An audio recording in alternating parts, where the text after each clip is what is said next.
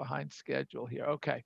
The limud should be Leilu Nishmat Avi Mori Dov Ber Meir Ben Ruben Halevi Imi Morati Rachel Bat Harav Michal. Thank you all for joining tonight.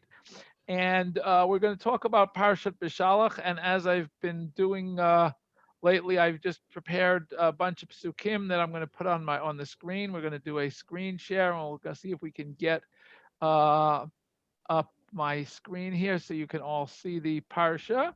Uh, and let's see if it is working. And it looks like it is working. Can you all see my screen? I hope it's the print is clear enough to see. But Yeah. Yes, basically, sir. Uh-huh. Uh-huh.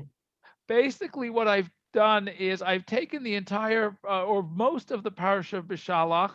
All I've taken out of here is the Shira, because if you we're not going to talk about Az Yashir, even though that is one of the highlights of this week's parsha.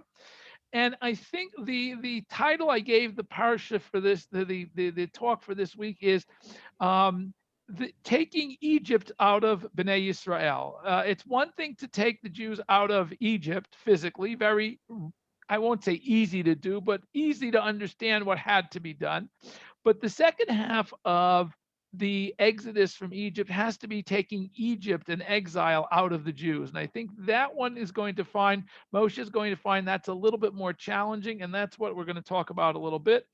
And I've sort of divided this into a couple of different sections here. Firstly, I will say is the part of the portion that deals with the events that lead up to Kriyat Yamsuf. And if we think about the events that lead up to Kriyat Yamsuf, we find very clearly, I think we all know the storyline. Very simply, Bnei Yisrael are leaving Egypt. And we're told in the first pasuk that when Hashem tells Bnei Yisrael to leave Egypt, he doesn't take them in the direct way to Eretz Yisrael. He takes them in a roundabout way. Ki pen yinachem ha'am birota milchama v'shavu mitzrayma. Because Hashem felt that Bnei Yisrael were not yet ready to face a major war or any war, because their first instinct when they faced the first obstacle, which would be a war of conquest, if we think about what was supposed to happen here, Bnei Yisrael were supposed to leave Egypt, get the Torah, go into Eretz Yisrael, all within a relatively short period of time. And Hashem felt, well, if they run into war, that might be problematic, because their first instinct would be to return to the comfort of Egypt. And we're going to see this theme about the comfort or the familiarity of Egypt is going to play itself out a number of times. So clearly, at the beginning of the parsha, we see this concern of HaKadosh Baruch Hu. And then as we go forward, we find, of course, Hashem tells Bnei Yisrael where to go. Moshe is leading them. And ultimately, Paro catches up to them, and Bnei Yisrael see Paro following them as we get to the second Aliyah. And their response, as we see in highlighted in yellow, is Vayomru El Moshe. The people immediately speak to Moshe. Habibli ein kivarim b'mitzrayim v'kachtanu lamut bamidbar. Is there a shortage of burial places in Mitzrayim that you had to take us out to die in the desert? Mazot asita lanu lo tzionu Mitzrayim. What is this you've done to take us out of Egypt? And again, they even amplify this. Halozeh davar shedibarnu elecha b'Mitzrayim leimor chadal mimenu v'navdot Mitzrayim. Didn't we tell you in Egypt, leave us alone, we'll serve the Egyptians, we're okay being slaves. Kitov lanu avodat Mitzrayim imutena bamidbar. We'd rather be alive and slaves than die in the desert. By the way, this is the exact opposite of one of the states, the United States. I believe, if I'm not mistaken, it's New Hampshire, which is live free or die. Bnei Yisrael said, no, would rather live slaves than die. So it's a very interesting perspective of it gives us, I think, a little bit of insight into how Bnei Yisrael felt at this point in time. Their primary concern was existence rather than meaningful existence. And that situation is not necessarily the best situation to be in for a leader. It's not necessarily the best situation to be in for a people. So clearly, this comment that they make to Moshe, and again, we're not really told whether this is all of Bnei Israel, whether this is a few people, who this is. We don't really know as we go through this story who these people are, but clearly the Torah records that some of the people complained to Moshe that they were not yet ready to face the responsibility of being of their lives. They were perfectly happy having everything dictated to them, even if that meant they had to be slaves. Very, very um, different perspective than many of us might take. On the other hand, again, we are in a very different situation and we don't know how we would respond to being in that situation. This is always a challenge of the human condition to be able to say, I want to be able to make my own decisions versus I want somebody else to be in charge of me. And I don't really care if that means I have to give up my freedom to do that. We find this debate is a very human debate. It's not just the Jewish people. We find many people who are perfectly happy being in situations where they don't have to make decisions, where they go to somebody else and somebody else makes all the decisions for them, because that by not making decisions, you are absolved of the responsibility for the consequences of this decision that is being made. So I think that uh, is part of what's going on here. Is the Bnei Yisrael are not yet at a maturity level where they're ready to make their own decisions, and that's why they say to Moshe, you know what, we really don't know what we're supposed to do. Now, clearly, Moshe as the leader has to step up, and we see in the next two psukim that Moshe does exactly that. Vayomer Moshe el ha'am al tirao. He answers them. He calms their fears. He says, "Don't be afraid. Hityatzvu u'r'u et Yeshuat Hashem asher yaseh lochem hayom." You just stand back and watch, and you'll see that Hashem is going to save you. Ki asher item et Mitzrayim hayom lo tosifu lirotam od ad olam. Because even though you see Egypt and you're afraid of them right now, you're not going to see them anymore after today. Hashem yilachem lachem yatem tacharishun. Hashem will fight for you, and you can be silent. You can step back and watch.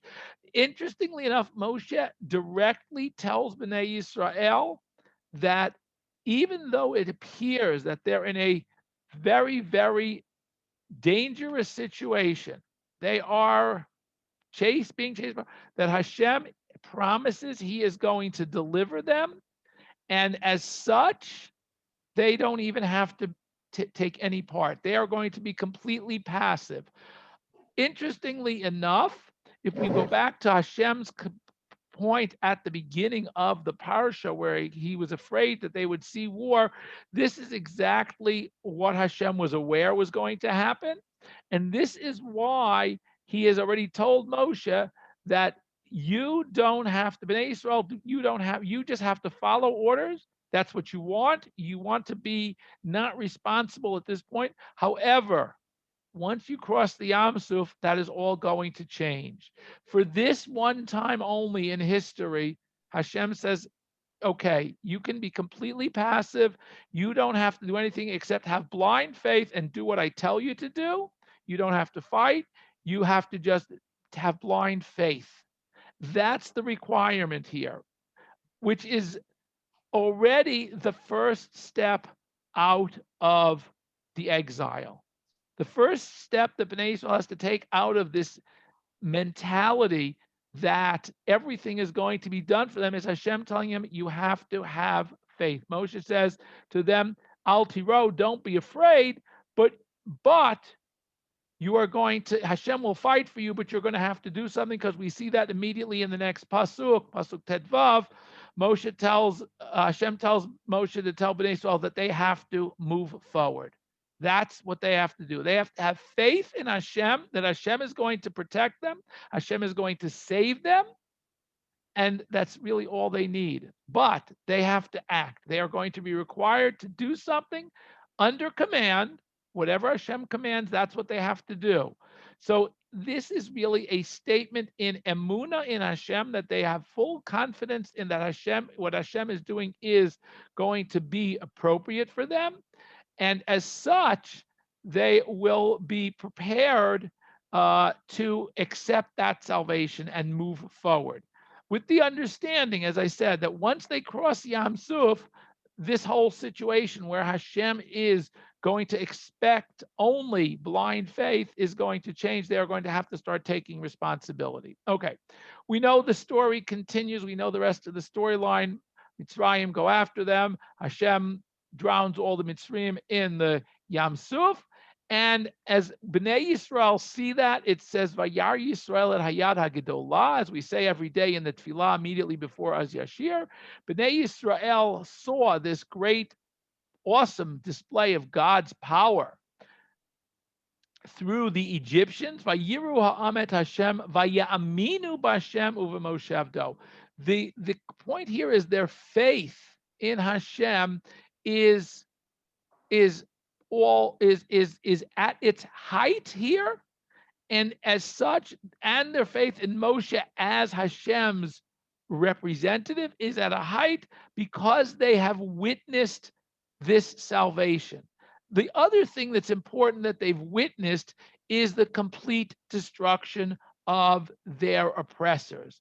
Vayar Yisrael et Mitzrayim made al Sfat Hayam, the pasuk that we say before that, which that Bnei Yisrael see the Egyptians dead, that was tangible evidence of God's might to Bnei Yisrael.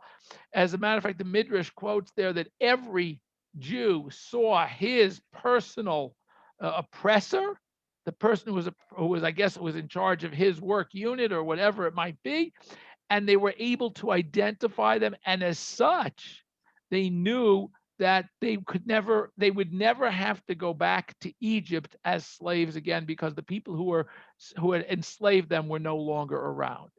And yet, as I said, that they reached that level temporarily. They sing Az Yashir, which I haven't reproduced here, and then they continue to travel. Vayasa Moshe et Yisrael miyam suf. We read further on that immediately after we read the whole Shirah, Bnei Yisrael begin to travel. They get to Midbar Shur. Vayechu shloshet yamim bamidbar v'lo matzu mayim. They go 3 days in the desert and there's no water. Now, imagine you're traveling for 3 days in the desert without water. Now, firstly, it doesn't say they didn't have any water. That's the first thing we have to understand. It says lo matzu mayim.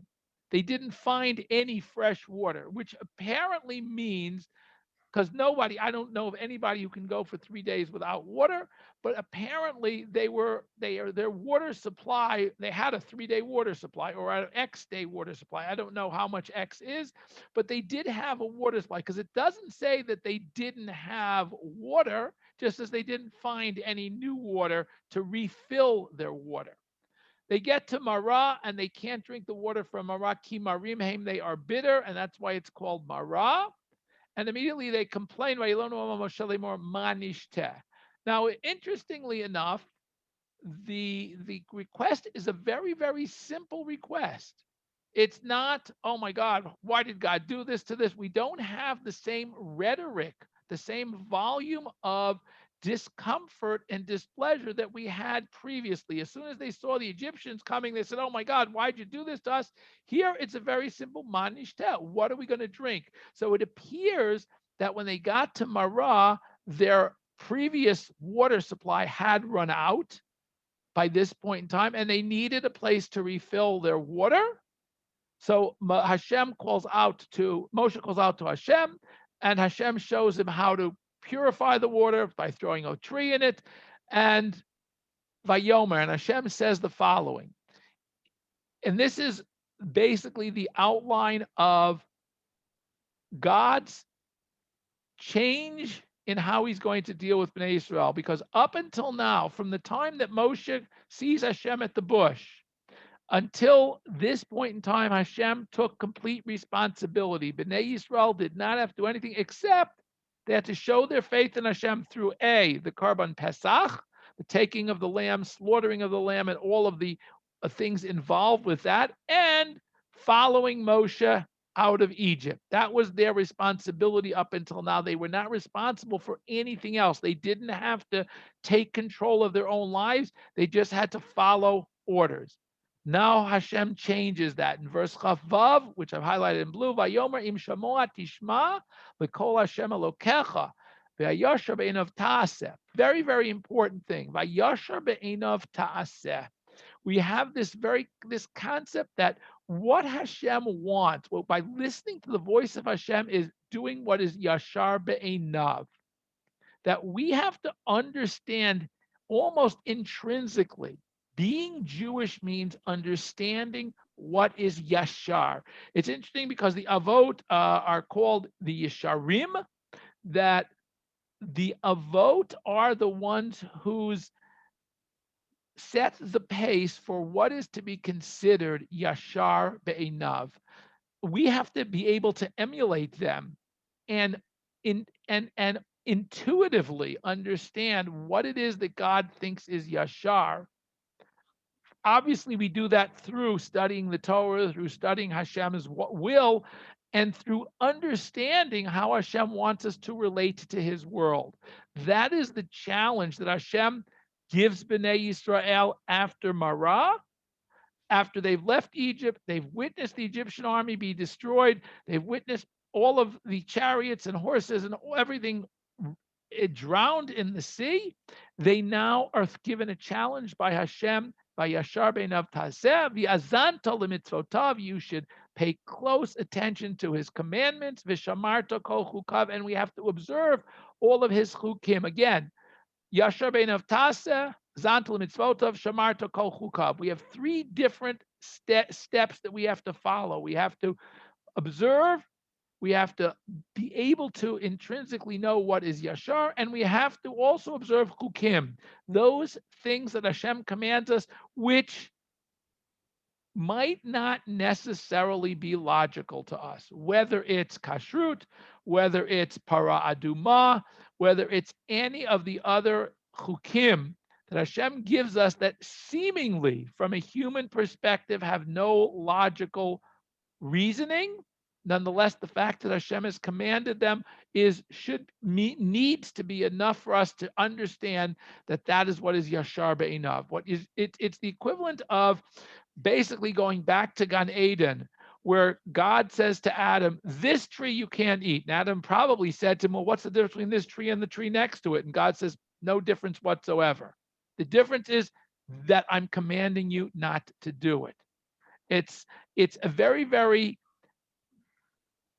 almost simplistic viewpoint of or way of looking at it, but that's exactly what chukim are. Chukim are things that they're exactly the same as everything else. What's the difference between a red cow and a purple cow and an ordinary colored cow? Nothing. But because Hashem has commanded that we must do this with a red cow, that's what we have to do. That's the only difference, is that Hashem has commanded us to do it. And those mitzvot, those that are called chukim, are often the ones that some people find most challenging because they, quote, don't understand them. But the chukim are there to remind us that to whatever level we understand Hashem's mitzvot, that's only our minimal human understanding. We can never fully understand the meaning for any mitzvah, whether it's Shevat, whether it's Lo Tirtzach, even those mitzvot that seem to us to be perfectly logical, we don't understand fully the reasons and rationales for. Now, Hashem's promise, interestingly enough, is if we are able to do that, Hashem promises that he will keep us healthy, keep us as a people moving forward as long as we observe and follow the mitzvot. So we see already Hashem's response to their request, first and foremost, when they requested manishtel, what do we need? What are we going to drink? Without all of the complaining and kvetching and whining associated that we had before, Hashem is very responsive. He immediately tells Moshe, here's tree, here, provide what they need. We're going to see that similar thing here, even though in the immediately next chapter, after they reach Elim and they go past Elim, they now travel to Midbar Sin. and they reach a point where their food supply now runs out. Before that, they ran out of water. They were able to refill the water. Now they run out of food. Vayomru aleihem b'nei Yisrael. And the people complain to Moshe and Aaron. They say, Mi yitain mutenu biyad Hashem b'eretz Yisrael. Would that we had died at the hand of Hashem in Egypt, b'shivtenu al siar basar, when we sat by the pot with meat in it, be'achlenu lechem lasova. We were able to eat bread and be satisfied. You have you Moshe and Aaron, you have taken out to this desert. Lamida kol hazeh bara'av. You have taken us out to this desert to kill us all through famine. Now, interestingly enough, the people don't say, Hashem, we're out of food. Can you help us? They immediately come and complain to Moshe. Now, it's very interesting. We would have expected, based on the two previous responses, we would have expected Hashem to say, wait a minute, let's ask properly. Because that's what in other words, when we had the case of they just asked for water, Hashem immediately responds. Interestingly enough, even though Bnei Yisrael this is seemingly an improper request to say, well, we had food and now you've taken us out to kill us. Nonetheless, Hashem gives them a little bit of leeway, and he immediately answers Moshe, I will provide bread for them. Okay? But again, the purpose of the provision of bread is Leman anasenu hayelech b'torati imlo. Part and parcel of this provision of bread is a test already. Up with the first time where Hashem provides them across the splitting of the sea, there was no test involved. The only test was just walk forward. Now it's already Lamana Nasenu Hayelech B'Toratim Lo. The purpose of the manna is to see if they're going to follow the ways. And we find, as we go through the story of the man, we find a number of things. Firstly, Hashem says, I've heard them complaints, and I will provide them bread, and they'll know that I'm Hashem. But we have two restrictions with the man. One is they're not allowed. Moshe tells them, "Ish al yotiru mimenu ad boker." And you'll forgive me because I did not save the right version of this, and all of my colors and highlights have not shown up because I have the wrong version here. So I apologize for that. But Moshe says they have two requirements. One, they're not allowed to leave any over. What happens? Lo shamuel Moshe v'yotir anashim mimenu ad boker. They don't listen. Some people leave some over. Finally, Moshe tells them, Shabbaton, Shabbat Kodesh, Machar, Eit Asher Tofu. Okay, tomorrow is going to be Shabbat. Leave. You're not going to find any in the field. Hayom lo timta'u b'asadeh. Moshe tells them, you don't go out and look for it. But nonetheless, okay, again, they go out and look for man on Shabbat, even though they were told not to. So we see already there is this dichotomy between what they're supposed to be doing and what they are doing. And Hashem immediately says, this is not right. When are you going to get straight that you got to listen to the mitzvot? That Shabbos is a critical component here. This is one of the lessons of the man. The lessons of the man is that Hashem will provide for us, but we have to have faith in Hashem every day, that every day Hashem will provide. You don't leave over for the next day, but you do leave over on Shabbat because Shabbat Hashem wants you to be prepared for. And ultimately, we have the final story in the parsha, which again of complaints is they reach Refidim. There's no water, and again they complain to Moshe. They say Tnu lanu mayim v'nishteh, which seems fine, but then they add Lama zeh halitzunu mimitzrayim lo mit oti v'et banai v'et biknai batzama. Again, they're complaining. They want to go. They're saying, why? Everything was fine in Egypt. Why did you take us out of Egypt?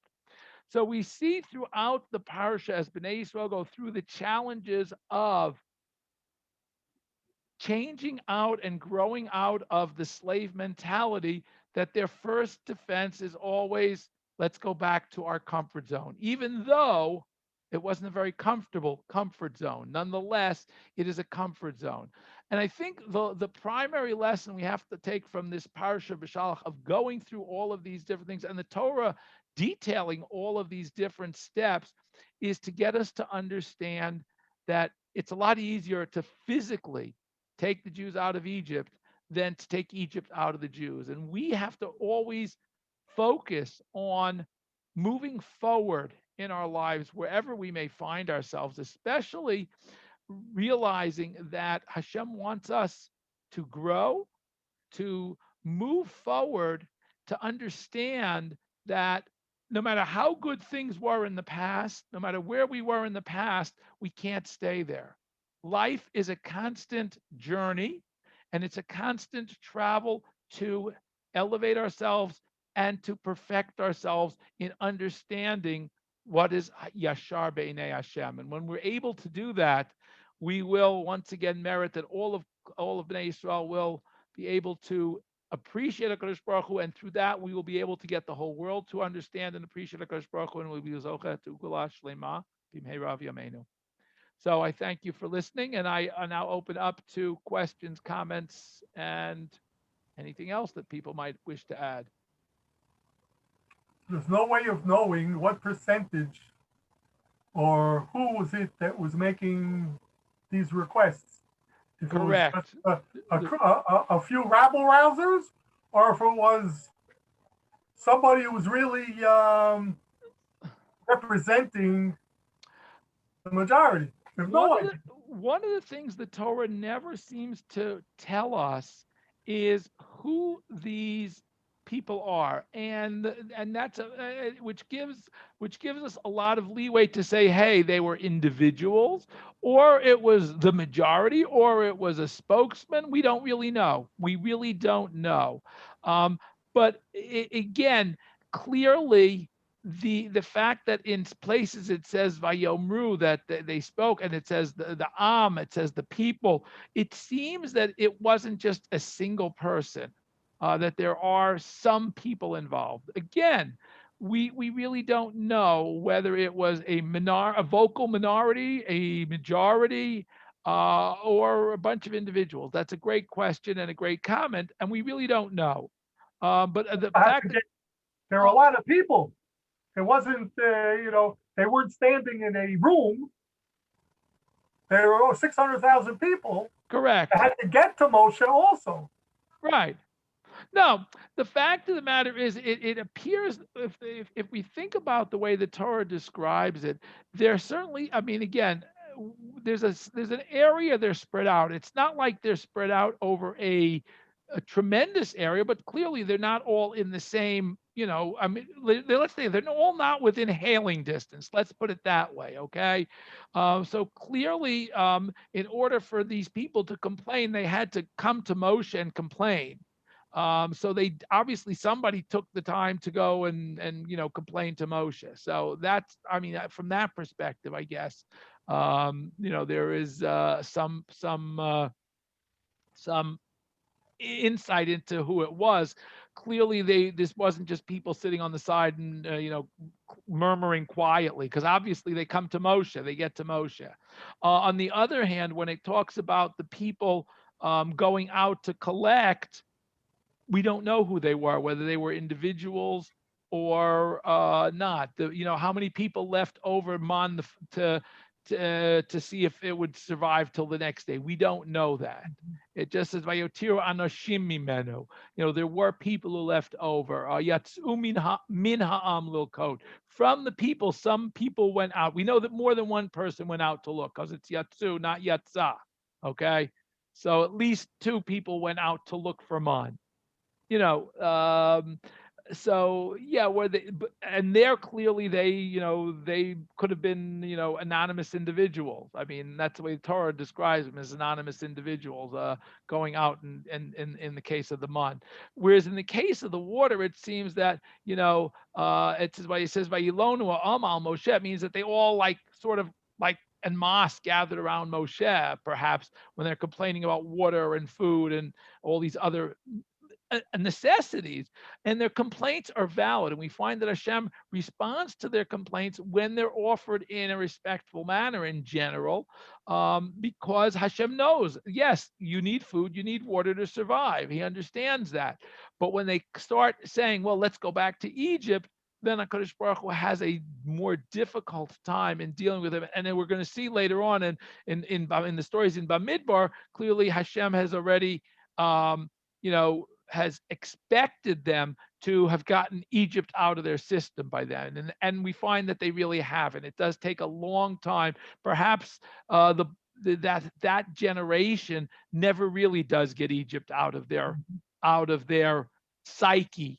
It's only the next generation, and that's perhaps why ultimately that generation never does get into Eretz Yisrael, and it's only the next generation that gets into Eretz Yisrael.